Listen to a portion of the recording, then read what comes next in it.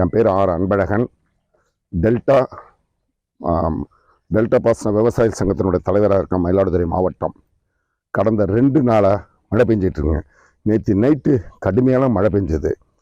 இப்போ சீர்காழி, தரங்கம்பாடி, குத்தாலம், மயிலாடுதுறை இந்த பகுதியில் கடுமையாக பெஞ்சதில் பொங்கலுக்கு நாங்கள் அறக்கக்கூடிய நெல் கிட்டத்தட்ட 70,000 ஏக்கர் இருக்குங்க, ரெடியாக இருக்குது.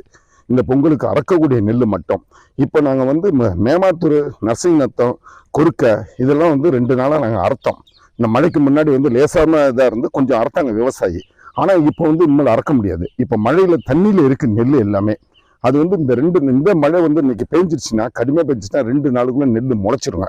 நெல் முளைச்சிருச்சுன்னா யாரும் பர்ச்சேசிங் பண்ணுறதுக்கு யாருக்கும் ஆள் கிடையாது. அதனால் கடுமையான மழை பெஞ்சு இப்போ கிட்டத்தட்ட பொங்கலுக்கு மட்டுமே 30,000 ஏக்கர் நாங்கள் அறக்கணும். பொங்கல் கழிச்சாதான் நான் 70,000 சொல்கிறேன். பொங்கலுக்கு முன்னாடி இந்த 15ஆம் தேதிக்குள்ளே 30-35,000 ஏக்கர் அறுத்தே ஆகணும். அப்படி உள்ள கண்டிஷன் இந்த 35,000 ஏக்கர் இப்படி இருக்குது. அதே நேரத்தில் பச்சையை பொங்கலுக்கு கழிஞ்சு 20 நாள் கழிச்சு அறக்கக்கூடியது சோளக்கருது மாரி இப்போ நெல் வந்திருக்குங்க. அந்த பச்சை நெல் இந்த அடித்த மழையில் சாஞ்சிருச்சுங்க.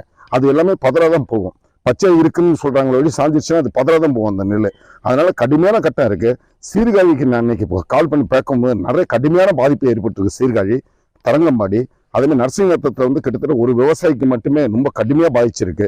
நரசிங்கநத்தம், மேமாத்தூர், நல்லடை, இந்த பக்கம் கொருக்க, இந்த பக்கம் கீழமரதாந்தூர், மேலமரதாந்தூர், பொம்மாசநல்லூர், சேத்தூர், ஆனதண்டாபுரம் இது எல்லாமே கடுமையாக பாதிச்சிருக்குங்க. அதனால அரசு அதிகாரிகள் உடனடியாக அதை பார்வையிடணும்.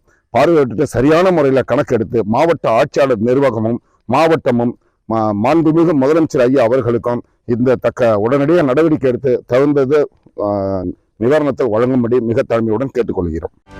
செய்திகளை உடனுக்குடனும் துல்லியமாகவும் தெரிந்து கொள்ள சப்ஸ்கிரைப் பண்ணுங்க.